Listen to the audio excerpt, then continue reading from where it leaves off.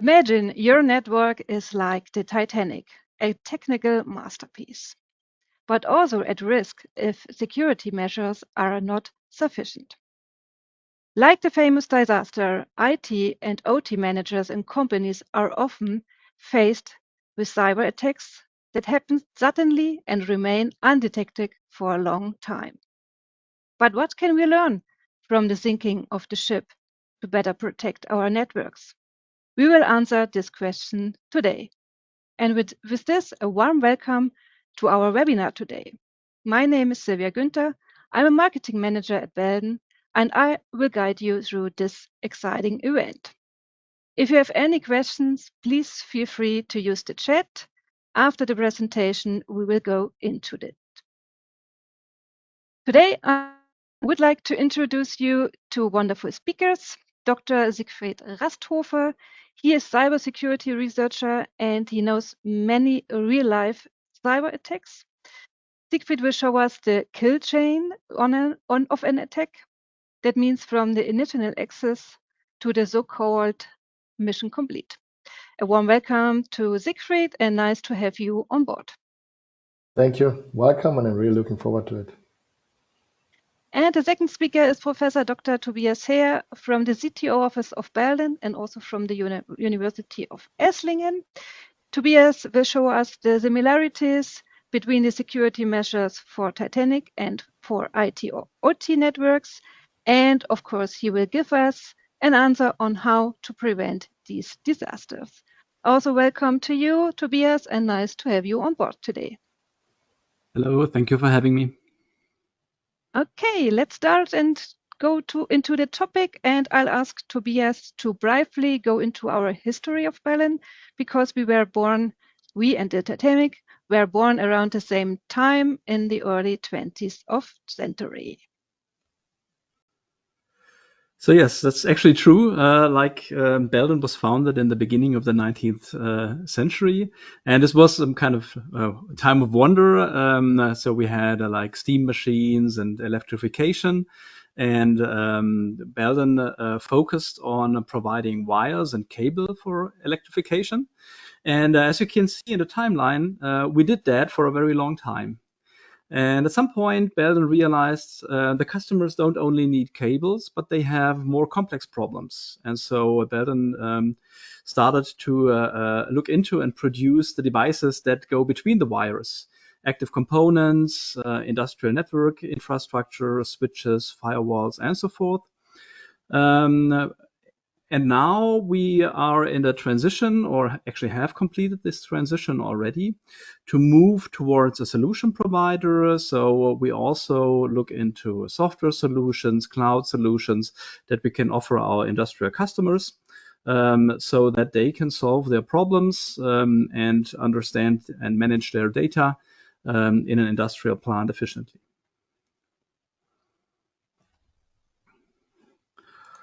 Okay, so what are we doing today? Like the title is a little bit crazy. We talk about the Titanic and a sinking ship. And the reason why we do that is because I really like analogies. I like to make examples and connect those examples to things that happen in real life.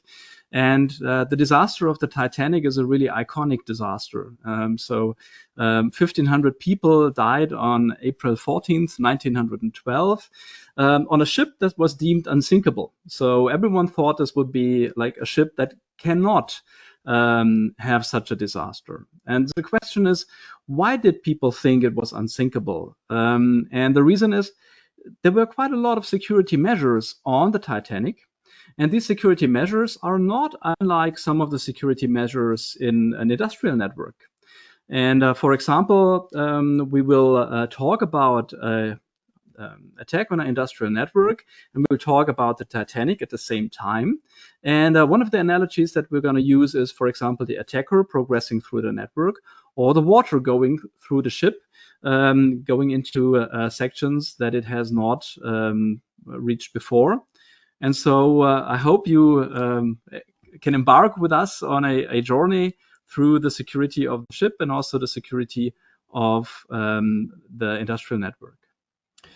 We'll have a little bit of a split responsibility in this seminar. So I will talk about the Titanic and the security measures of the Titanic.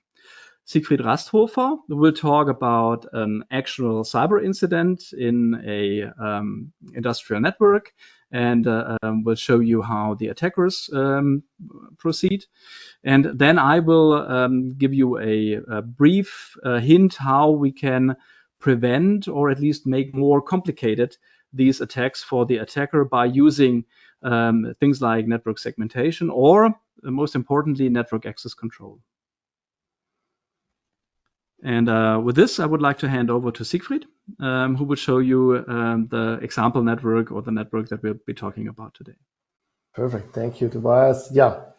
As already mentioned, so I will guide you through the attack. I brought to you an attack today, which happened in real life. I just simplified a few steps because otherwise it would be too long, this whole story. And also I simplified the network diagram, what you see here. It is important that I will guide you through the attack in different phases. So attacks nowadays is not only as it happened 20 years ago, you get a phishing email, you get attacked, and immediately the encryption starts. An attack nowadays is much more complex. And it is kind of structured in a kill chain. Part meaning you have different sections of the attack, so the initial access and so on and so forth, and we will guide you through that example. And the running example is what you see here on this slide. We have a VPN gateway. We have on the IT part a Windows domain environment with a file server with a few printers and a Windows PCs, and also we have a separated OT environment. And in the following, we will step by step explain to you how the attacker proceeded in order to get full control of the network. So before a cyber attack actually begins, there are some things that usually happen or are like some circumstances that are in place. And the same thing is also true for the Titanic. So one could simply argue if the Titanic hadn't run into an iceberg, all the rest of the disaster would be meaningless because there would be no disaster. But with many disasters, there are things that go wrong in the beginning. And so several reasons that the Titanic was going into or ramming into the iceberg were that, for example, the Titanic was a mail ship, the RMS Titanic, Royal Mail Ship. And so the Titanic tried to be really fast on her maiden journey or maiden voyage. And so they tried to be one of the fastest ships because the mail ships were proud of delivering the mail in time and a really short time. So they were going at high speed. They ignored the warnings of the icebergs and an ice field, so people knew that there was ice. And unfortunately, that all happened at night. So they were going into the ice field much too fast at night. And in addition, they didn't see a lot because they didn't have any binoculars on the Titanic, except for the binocular of the captain, which he kept for himself. Now you would ask yourself, why did such a large ship have no binoculars, but one pair of it? Simply because the binoculars were locked into a safe, into a cabinet, and the key for the cabinet wasn't on the ship because the person who was responsible for taking care of the key was moved to another ship just before the Titanic left. And so the key wasn't there. And so you see, these are many little things that really made it possible that something happened at all. And likewise, there are often many little things that make it possible that there is an attack on a industrial network, which Siegfried will cover now. Exactly. Thank you. Yeah. And as I said, we guide you through it as a kill chain. From a kill chain point of view, and the first step is the initial access, getting the first foothold into the network. And in this particular scenario I brought to you today, it was through the VPN gateway. And more precisely, the attacker got access to valid credentials to one account on the VPN network. So the question is, so how did he or she get access to the valid credentials? And in this particular case, it was through a brute force attack. And you probably heard this many times, so brute forcing attack, and brute forcing is still a thing. And it's also something that happens in this moment for probably hundreds of companies simultaneously.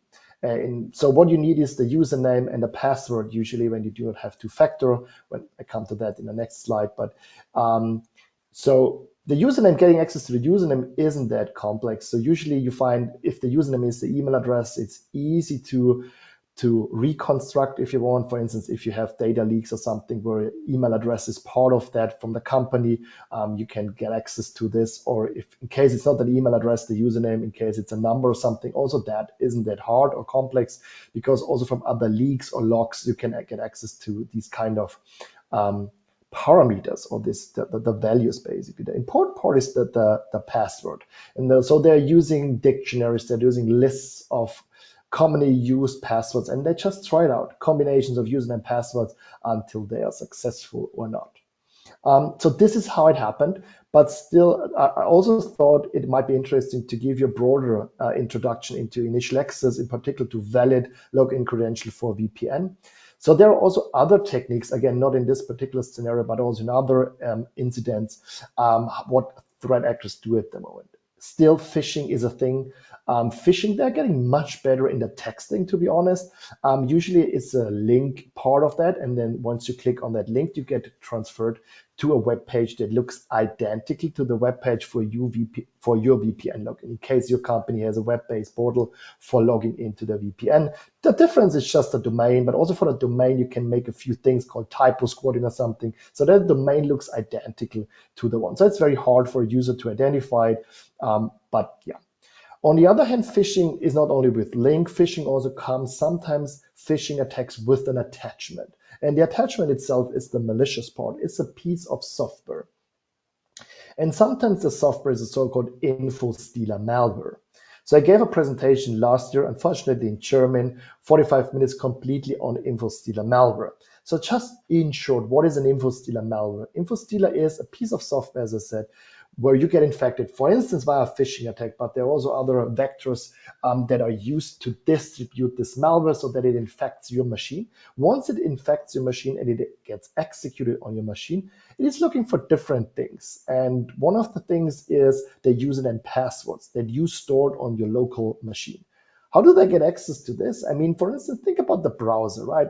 Whatever browser, Firefox, Chrome, Edge, whatever. And you have a functionality, for instance, autofill, right? So you enter username and password, and the next time you want to log in, it automatically fills out the password in case of what you go to a certain website. So this username and password pair needs to be stored somewhere, and this is stored locally usually.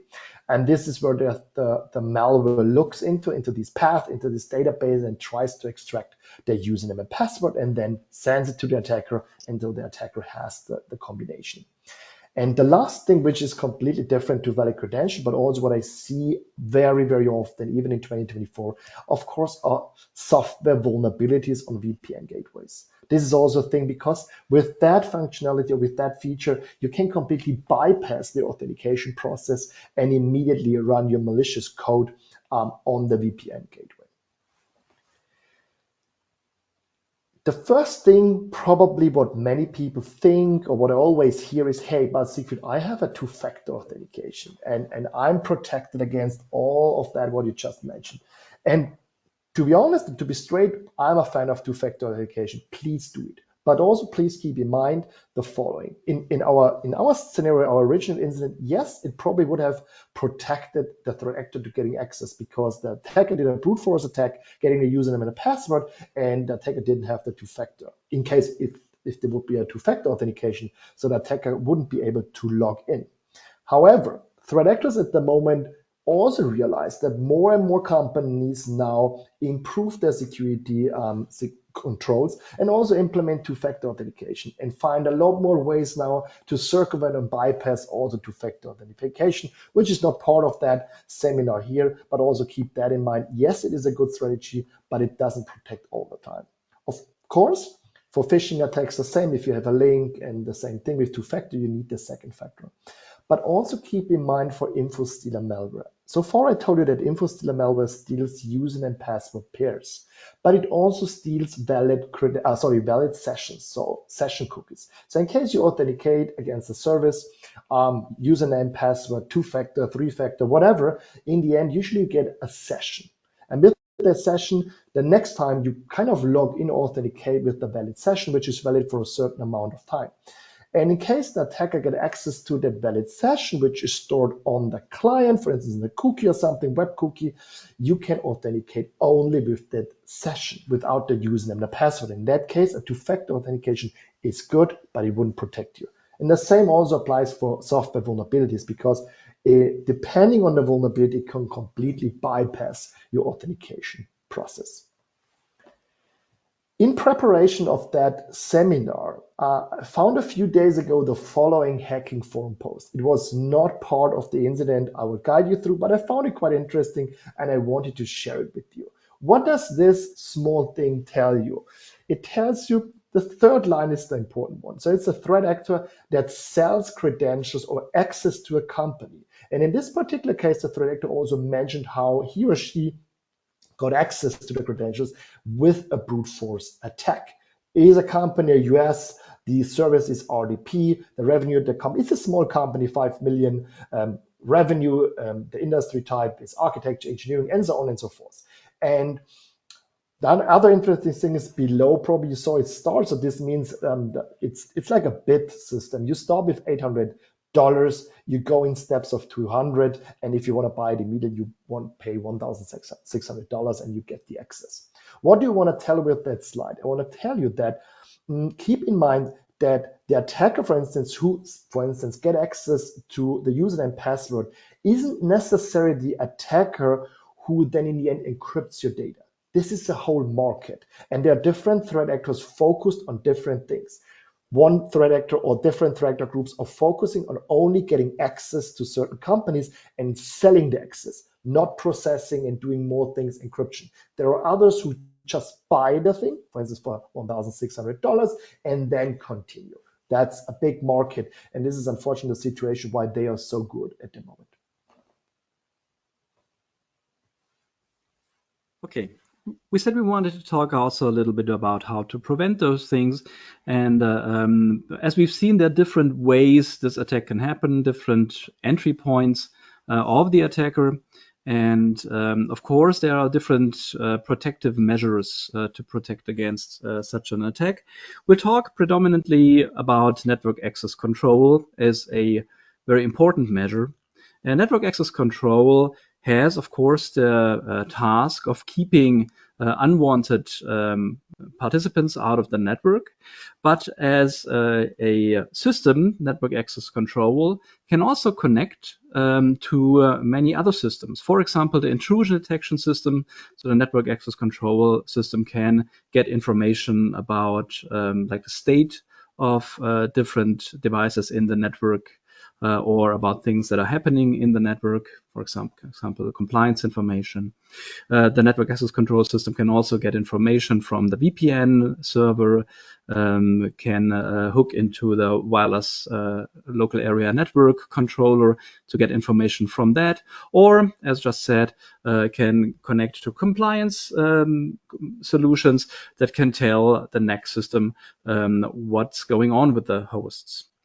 And here we have another 3 dots that could show you many other things. We'll talk about different other integrations as well, but modern and good network access control solutions are really like a central focal point in the network where you can get lots of data and then react based on that data. And these reactions can happen in different ways. For example, we can try to keep out adversaries from the network. We can observe what's going on in the network and then exclude devices from the network, or deal with devices and assign them, for example, to different groups. Let's look at that in a little bit more detail.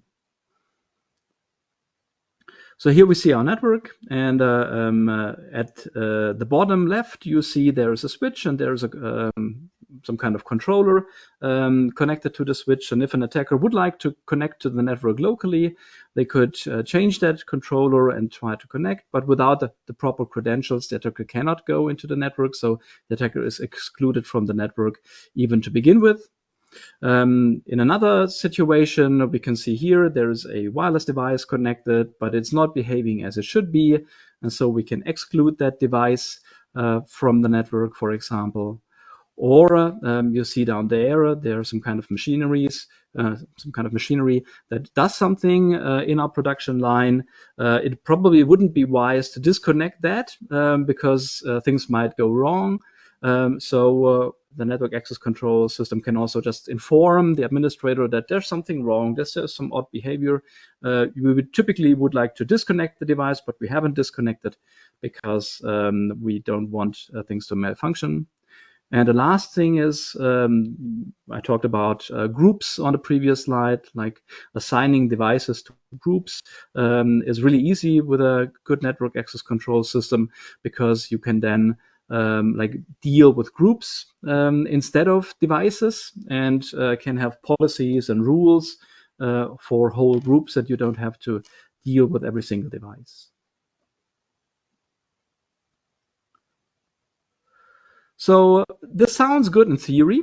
So we have groups, we can exclude devices, all these nice security things. In practice, it's typically not that easy. And the issue is that an industrial network rarely looks like a homogeneous network, all Windows PCs, all set up the same way.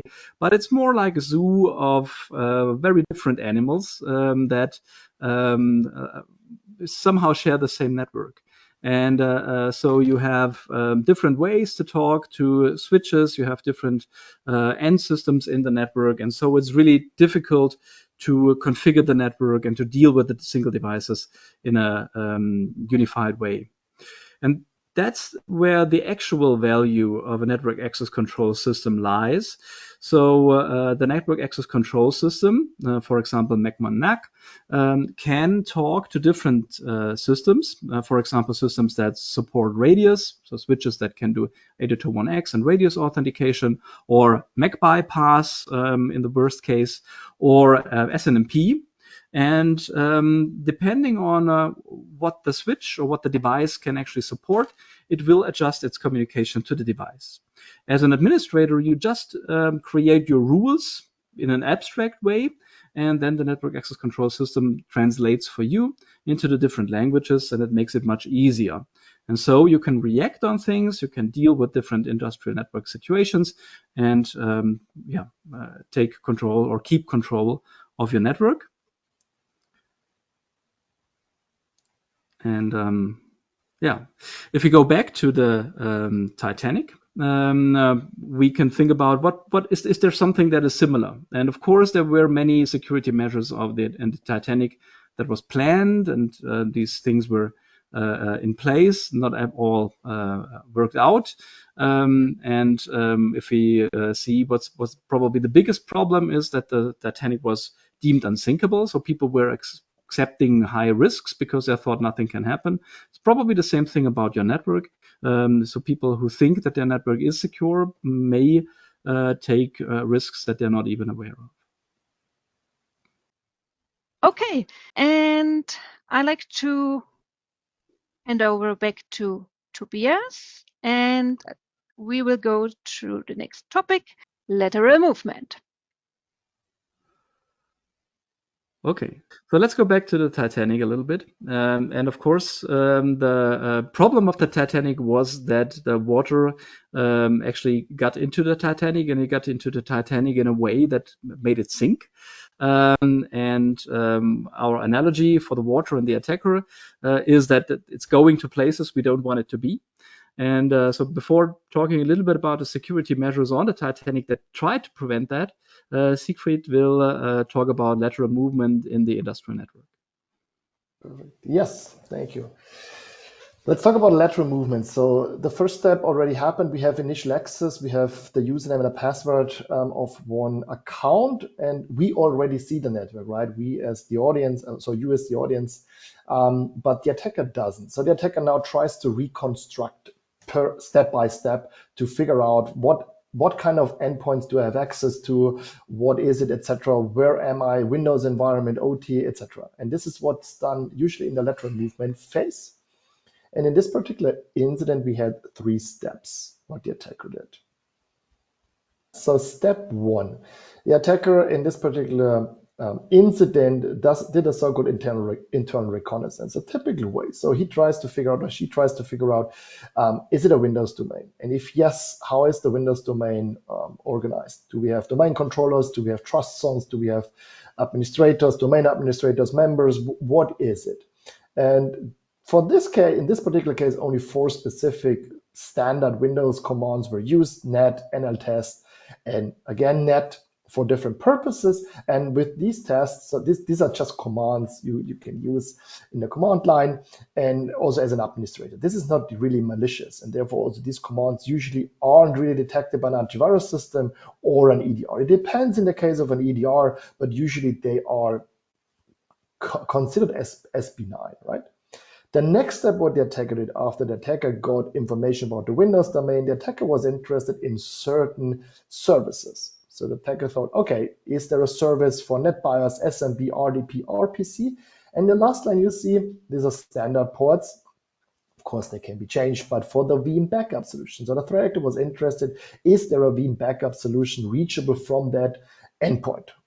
And for that, I also show you the script that was used. Of course, I changed the script. A 192 is usually not a network in an industrial environment or in a corporate network, but it's a simple script, right? For Nmap. Nmap is the main tool here, which is probably known to a lot of administrators, can be used very easily. Open source tool, you get it everywhere for free, and also threat actors make use of the tool. With that step, the attacker knew, okay, what kind of services do I have access to? And the threat actor found one file server. And the threat actor found that there is an RDP port open to connect to the file server. And of course, there is an authentication now, username, password. What the attacker did in this particular case, the attacker just tried the same credentials as for the VPN login. Just out of curiosity, just try the simple things first. And in this case, unfortunately, they were the same, and unfortunately, it worked. Again, I changed the IP address, but the username and password was exactly the same as in the attack. It was administrator, very easily guessable, and administrator 123 exclamation mark, right? And they just connected with an open source to X-free RDP. So in this case, the attacker connected to the file server and saw the files, but did not steal or exfiltrate the files yet.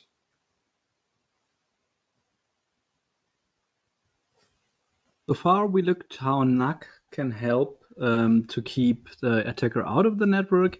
Now we see how this building of groups and like isolating different functions in the network can help to prevent the attacker from spreading through the network, like preventing the water from going everywhere. And here we can see we can find functional groups that need to interact closely. And by assigning the devices to the groups, based on their credentials or based on their addresses, we can build these functional groups. The NAC system can do that by rules or by individual configuration. And so when an attacker that, for example, gathers access to or gains access to virtual LAN A, can then only communicate with the devices in virtual LAN A and not virtual LAN B. And so, like Siegfried showed us, an essential key for the attacker is to find vulnerable services, to find vulnerable devices. The less devices the attacker can see, the less vulnerable devices are at his disposal. And so a tight segmentation of the different networks into the different groups is one way to stop the spreading of the attacker, of course. Sometimes these devices still need to talk to each other, so maybe it's important that the mobile device on the left-hand side can talk to one of the controllers on the right-hand side. And so we, of course, need to enable the communication here. Typically, we enable the communication by firewalls so that we can say, okay, this particular device can talk to this particular other device of the other group on this specific port or this specific service. And so we can have like a connection of these different virtual LANs into or to enable the functions of the industrial plant. And so we have like a function-based communication between the different devices, which makes it harder for the attacker to get where he wants to go and also to find vulnerabilities. Okay, let's move back to the Titanic. And actually, the builders of the Titanic thought about the ship sinking and tried to prevent that. And this was one of the reasons why it was deemed unsinkable. So in the Titanic, in the bow of the Titanic, there were 16 waterproof compartments. And these 16 waterproof compartments were meant so that like if even four of these compartments were ruptured and water got into four of these compartments, the ship would still be afloat. And unfortunately, and you can see here in orange, the parts that the iceberg ripped open. The iceberg ripped open not just 4, but 6 compartments. And so the remaining 2 or the rest of the compartments caused that the ship got unbalanced, and so the ship started sinking in the front and couldn't stay afloat. And at some point, you can see these compartments, they don't go up to the deck, but they only go up to the second class. First class passengers should not watch any steel doors or stuff. So they decided not to extend these compartments up to the deck. And you can imagine when this ship starts sinking in the front, at some point the water spills over some of these walls, and then the ship cannot float anymore. Yes, and now I think it comes to the privilege escalation. Right. So at some point during an attack, there's a situation where everything gets worse and worse. And to stay in the analogy with the Titanic, that's the point where the ship really starts to sink and where the water gets to places where it really shouldn't be. So the water started to flood the engine rooms and also the steam engines or steam turbines that were responsible for generating power. So that's the point where you don't just deal with a sinking ship, you're dealing with a sinking ship without power. That means without lights. That means without communication to other ships. And so the situation gets more drastic and more drastic all of the time. The ship starts sinking unevenly, so it starts sinking in the front and makes it harder for people to stay on their feet because everything is kind of wonky. And we'll see, as Siegfried explains, the same thing happens in a network when it slips out of your control. Exactly. So just to recap, now we had initial access. We kind of reconstructed the network, at least the endpoints. But the main goal of the threat actor is nowadays, with all these ransomware gangs, what you see out there is getting access to the domain controller, right? Or getting access to domain administrator. Because once you're a domain administrator, of course, you get access to usually you get access to all the accounts that belong to the domain. And then if you have multiple domains, you do it multiple times, etc., etc. And this was also the goal of the threat actor in this particular case. And let's look into it, what the threat actor did. Again, there were 3 steps. The threat actor in step 1 figured out that, yes, there's a domain controller. I guess I simplified. There's a domain controller, and the threat actor also figured out that there's a vulnerability in that for that software version. And since this is a very commonly known vulnerability, they also gave it a name. It's called a zero log on vulnerability. They kind of named the vulnerability zero log on. It is against the authentication protocol, which we will dive into more technical details in the next slide. But for the moment, it enforced a null session, and it produces a situation, that vulnerability, that you as an attacker are able to kind of set a new password for all the accounts in the domain, including the domain administrator. So you are able to pick a random password and then just set it, and then you kind of overrode the password. And this is what the attacker did in the second step, in a so-called privilege escalation. The threat actor kind of set a new password, and so they kind of had the power and escalated their privileges to the highest privileges you can get, domain administrator, so you have access to everything. And step 3 is now just straightforward, right? So once you're a domain administrator, it's kind of game over. What the attacker did in this particular scenario, he or she did 3 steps. First, they extracted the MTLM hashes. It's kind of the hash of each and every account under the domain. It's not the password, it's the hash password, but considered as a password. And then they made use of a so-called pass the hash attack, which is, I will show you that in the next slide or the next slides. And then with that, the attacker is able to remotely log into all the accounts. So let's dive a little bit more into the technical details for this particular vulnerability. Again, I mentioned it, this particular vulnerability, I think I forgot it.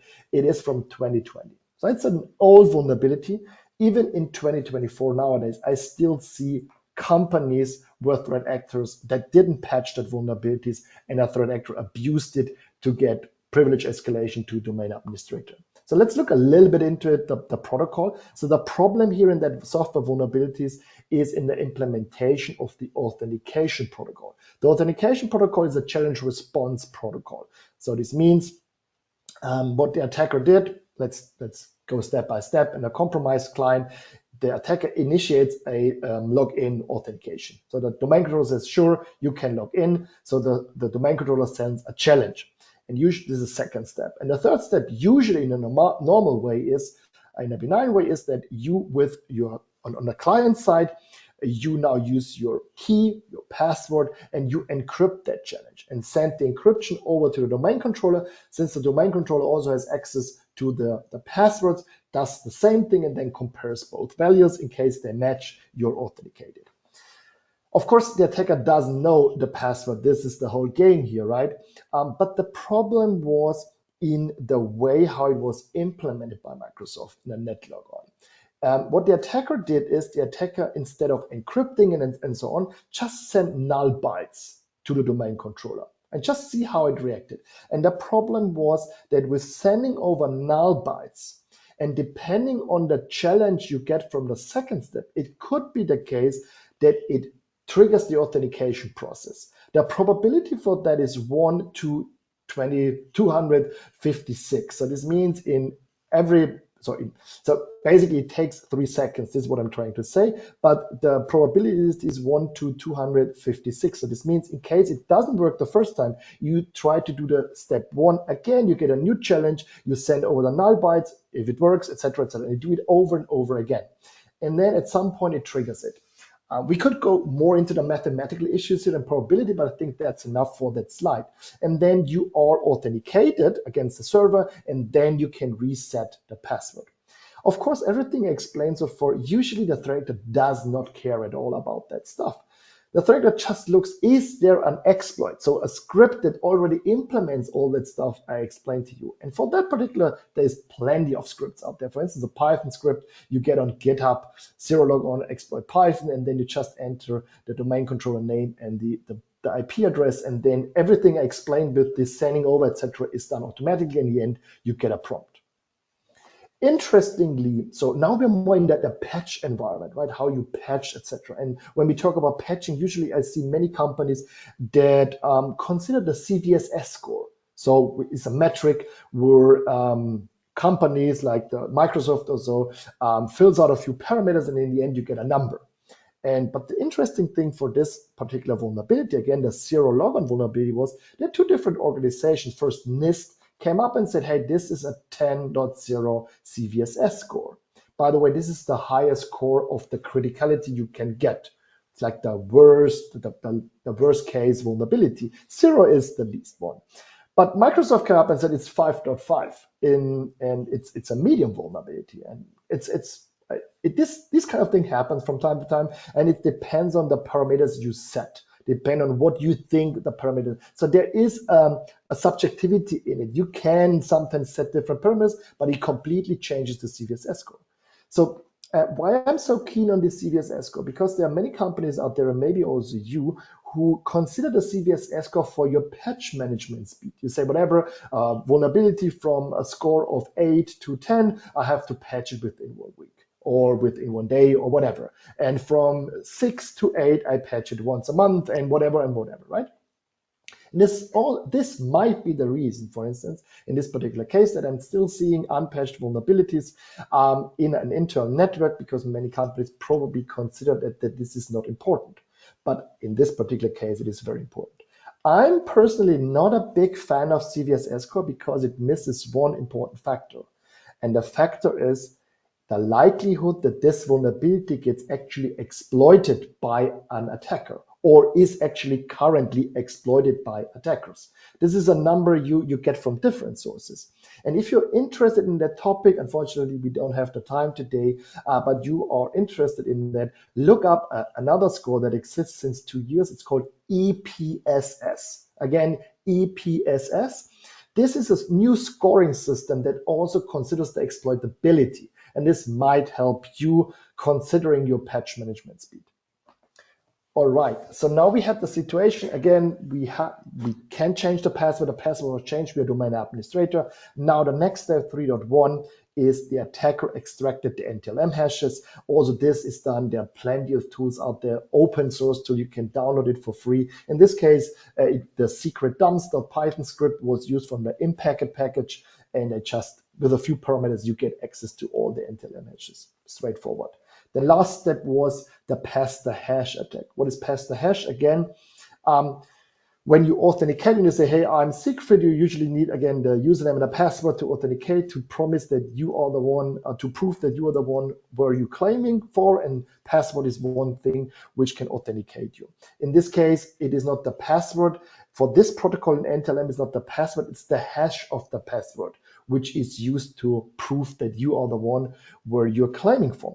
And since the threat actor got access to all the passwords, the hashes in the step before, now it's straightforward to also add that to the script, and then you can log into all of these accounts. There's another tool called Mimicuts that helps you with that, a few parameters and just one line, very simple, and you do it for all the cases. And then now you can remotely, with the remote call, access all the different accounts with the pass the hash attack. And now it's basically game over. Coming back to our diagram, this means domain controller, we exploited a vulnerability in the domain controller, put us into a situation where we were able to set the password of the domain administrator. Now we got access to all the different accounts, and this is why you see the red arrows now, or the red lines now. So we basically have access to all of these endpoints. Yeah, the question is, how can a NUC system prevent that, and or help in preventing that? And what we see from the explanation of Siegfried is that these things happen mostly automatic, and they happen really quickly. And like on the Titanic, if you don't plan for such an attack and prepare everything that you need to do, it's really hard to counter it. And so an important step is to use the NUC system and create rules for the case that something goes wrong. And you can create these rules not just with the information of the NUC system, but also with information of other systems. So here on the top right half of the slide, you see several integrations for a NUC system, for example, antivirus or a vulnerability scanner, or you can also have other sources of compliance information, and then you can react on these things. And depending on the device, depending on the group of the device it belongs to, you can now decide what to do. Do you want to inform someone that something is wrong? Do you want to exclude the device? Do you want to stop some of the communication for the device? And so you stay responsive in the case of such an attack. The way you do that is to define rules, and these rules should actually be able to exclude the attacker from the system. So you want to throw out the attacker out of the network at the earliest point possible, for example, at the switch. And McMonac, for example, has a very powerful rule system where you can create rules that say, okay, if this happens, do that. And if this happens to this device, do that for the other device or for this device. And so you can, even before an attack, define how the system will behave during an attack. And you can notify, you can exclude, you can light warning lights, and you can do a lot of different actions.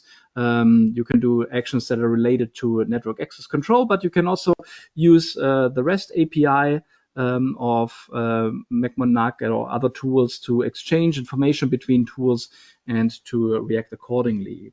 One of the latest additions is there's even a software development kit, an SDK for partners of MacMon, for people who do MacMon integrations for customers, and they can write their own plugins to ship their own favorite rules. If they say, okay, we have these kinds of rules that we always need for every customer, they can define something like a plugin, and then they can change the behavior of the NAC system so that it really integrates well with their solution.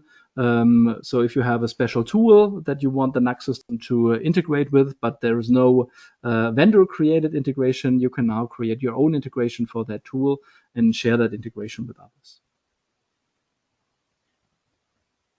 Here we see some of the integrations that we have, and you see there are integrations for switch vendors. For example, you see the Hirschmann industrial switches or Lancome switches.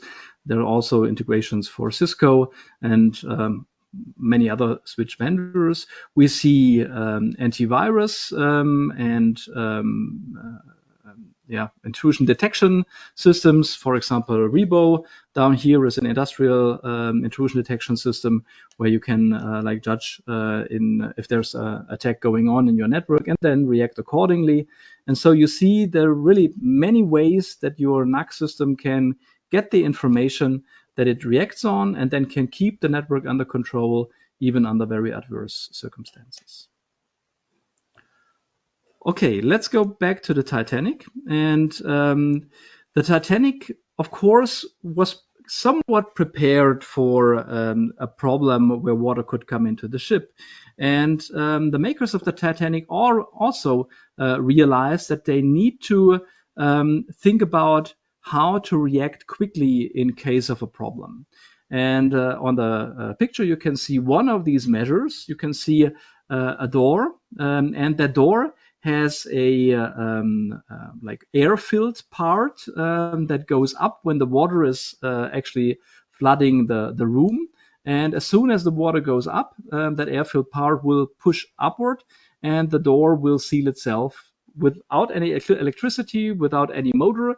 It will automatically react, and that's one way to close these compartments, and it actually worked.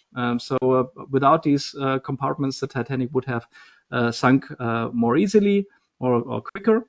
Of course, there were things like lifeboats, but that's probably a big problem of the standardization back in the day, because there was no requirement for ships as large as the Titanic. The largest requirement was 20 lifeboats, and so they put 20 lifeboats there. And there were other things that kind of went wrong in preparing for the worst. So there was no evacuation plan for passengers, and there were no safety drills. Actually, there was a safety drill scheduled for the day of the sinking, but it was then postponed. And so there was no safety drill. So the people actually managing the evacuation of the Titanic, they didn't even have a single drill because that didn't happen actually. Okay, so now we can say, okay, the Titanic did sink. And in terms of a cyber attack, of course, at some point the attacker achieves what they want to achieve.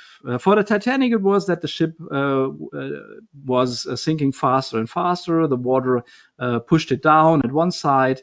And when there was a tilt of about 30%, then the ship even broke apart. The front sank very quickly. The back actually changed its orientation and went up straight into the sky. And so that is the point where you cannot evacuate anyone anymore. So everyone close to the ship couldn't do anything anymore. And it actually took 1.5 hours until the next ship, the Carpathia, actually reached the Titanic to evacuate the people from the lifeboats. Let's get back to the industrial network, and Siegfried will show us the last step of the attack. Exactly. So as already mentioned, so we are kind of in a situation now from an attacker's point of view, he or she achieved whatever they want, or they can do whatever they want, basically. It's a game over situation. The attacker did two things. First, they stole the files, and then they encrypted the whole thing. So, and this happened in also 3 steps. Step 5, again, there was the stealing of the of the files, not the credentials. And this was on the file server. Remember, there was an RDP port open. The threat actor connected to the file server, had access to all the files. What the attacker did first is the attacker did a speed test to estimate, to measure the uplink rate. And the uplink rate was enough, and also to measure if there is an internet connection from that file server. And it was in that case, and so they stole the data in step 6. So they installed a tool called rclone, traditional tool what you install, and then they just exfiltrated all the data to the attacker's controlled server. In step 7, there was then the encryption. The encryption was, since they had access to all the hosts, they accessed with pass the hash all the hosts and encrypted all the data. And let's look into this from an architectural point of view again.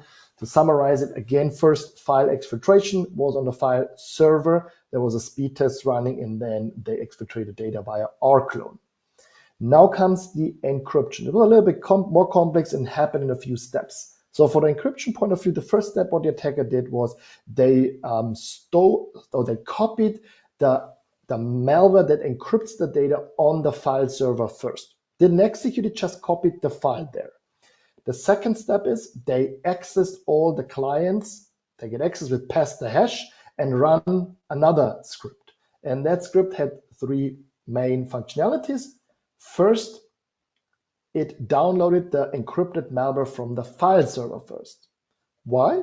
Why didn't it come immediately with the malware? Well, because if it comes with the malware, the probability that one of the hosts has an EDR, AV, or whatever, or it detects it is higher instead of just a script that does a few things without the malicious part. So the malicious part is later on downloaded. Why is it in an inner network and not from the internet? Well, if one of the hosts doesn't have an internet connection, of course, it makes more sense to place it in an internal server. In this case, the file server, which was accessible by all hosts. The second thing is they killed the AV or EDR process. So this means usually in an environment, you have an antivirus or an EDR even in your environment. And I know everyone is selling you this is the best thing. But what's happening out there is attackers are trying to kill that agent on your local machine, on each and every infected machine. This for EDR is a little bit more complex as for AV, but this is what the attackers are doing it on. They are killing it. You can do this in certain scenarios. So, and then you have an environment where no AV, no EDR is running on the host, and now you first decrypt the encrypted malware from the file server, and now you execute the malware, and now you can encrypt all the data on all the hosts. And coming back to our architecture, again, so we exploited the domain controller. The next step was we encrypted all the data. We first stole the data from the file server, the threat actor, and then we encrypted all the endpoints. This happened only on the IT part. So what about the OT part, Siegfried? In this particular scenario or incident, there was no OT. No OT was infected, even though there was business interruption already.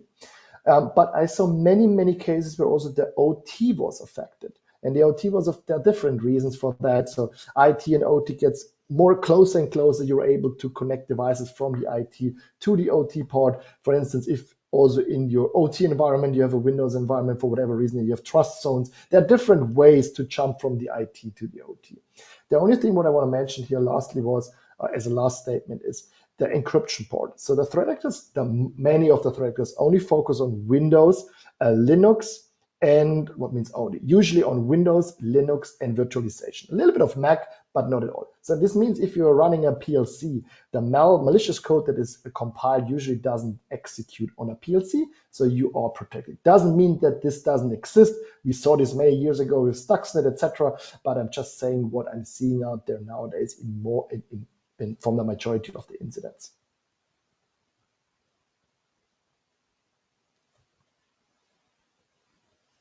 So the question is, how can a network access control system actually help in such a situation? Apparently, the attacker has reached or achieved what he wanted to achieve.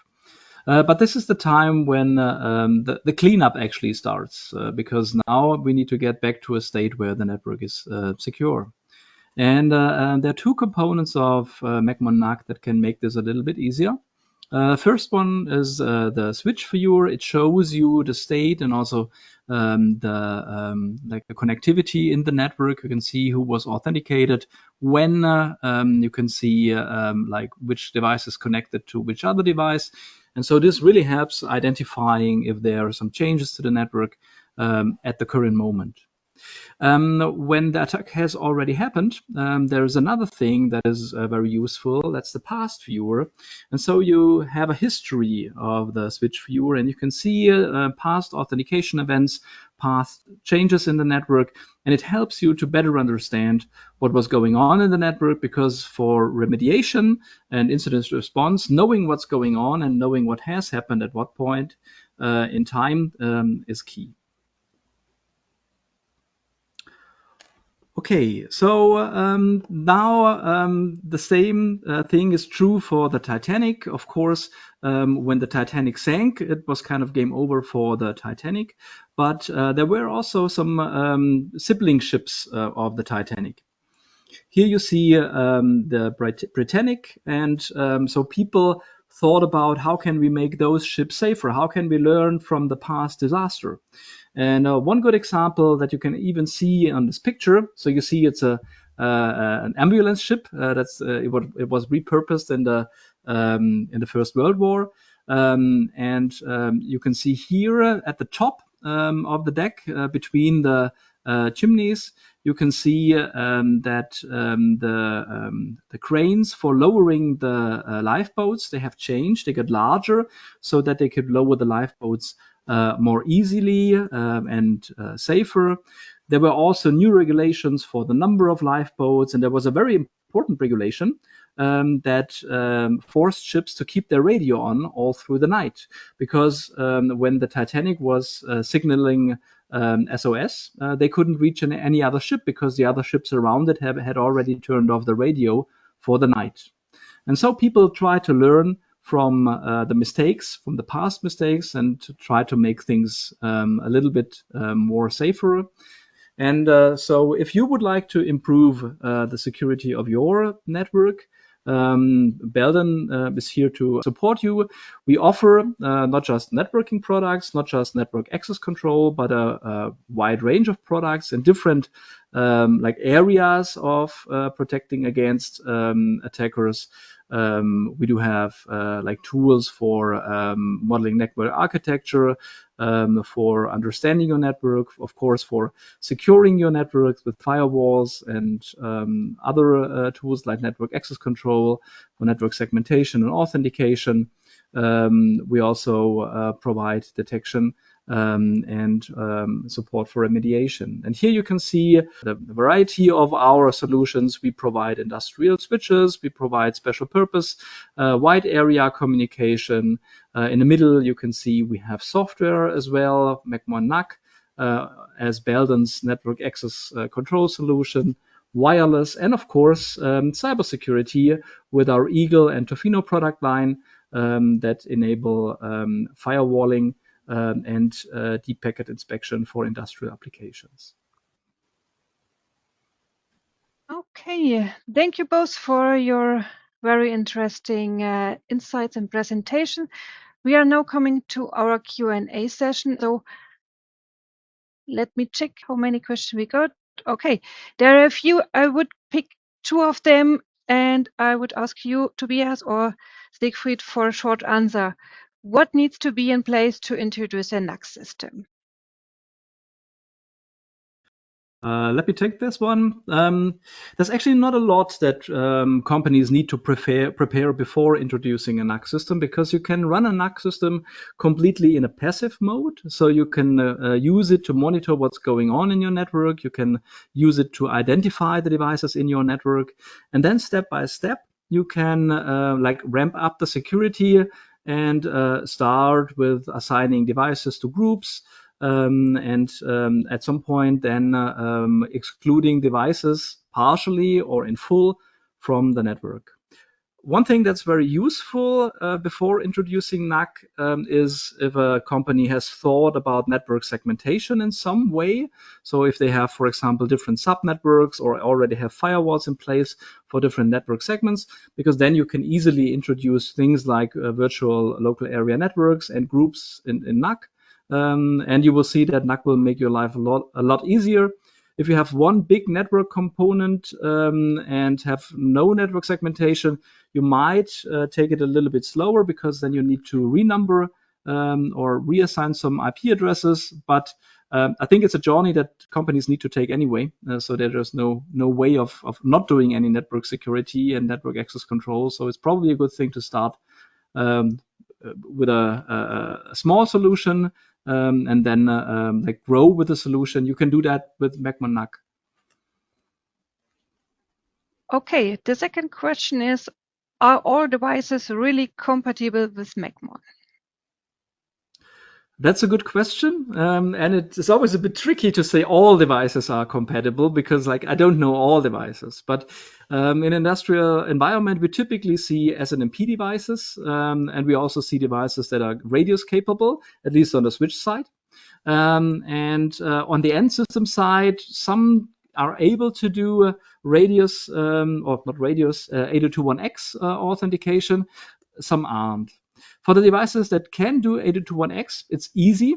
For the devices that cannot do that, it's a little bit more complicated. What you can always do is you can do MAC bypass. So you use the MAC address as an identification factor. And you probably say, oh, well, that's insecure. And you're right. So what Macmon NAC offers is a fingerprinting functionality where we also try to identify devices that cannot authenticate themselves. But we monitor, for example, the services, the open ports, and also the identities that the device has, for example, with an SSH server or an HTTPS server. So we can monitor the certificates that a device uses and then see if it's actually the right device, and then issue warnings or network exclusions if it's not the right device. So even if not all devices are fully compatible, at least some compatibility always exists, and Macmon NAC makes it a little bit easier to deal with these not so compatible devices, because it offers a wide range of things to deal with those. Okay, thank you. Yes, if you want to step deeper into the topic of today, for example, with the devices, then I can recommend you a very interesting white paper, Enhanced Security for Industrial Networks. This white paper presents in a powerful way how to implement Macmon NAC, consisting with a concept of Macmon NAC and industrial Ethernet switches from Hirschmann. You can download the white paper on our website, but you will also get the link to the download in our follow-up email. And I can also recommend you new case studies from leading companies of one, the steel industry, and secondly from the automotive industry. As well, you can download both case studies on our website, or you will get the link in our follow-up email. So this is the final slide of today. Thank you for joining us today. A big thank you to the speakers for the exciting insights. If you have any questions or would like further information, please do not hesitate to contact us. You can find the details here or in our follow-up email. We look forward to hearing from you, and we wish you all a wonderful day. Goodbye. Goodbye. Bye.